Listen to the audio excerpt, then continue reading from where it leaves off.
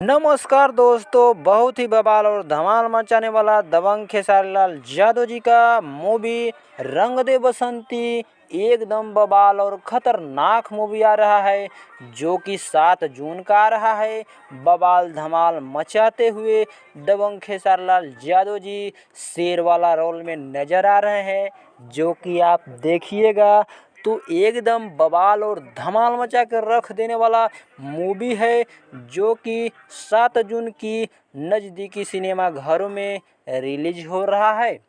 ये स्क्रीन में आप देख सकते हो, इतना सारा सिनेमा घर मिला है, जो कि आपका नज़दीकी सिनेमा घर होगा तो जा कर के देखिएगा रंग दे बसंती मूवी। बवाल और धमाल मचाने वाला रंग दे बसंती मूवी जा कर के देखिएगा।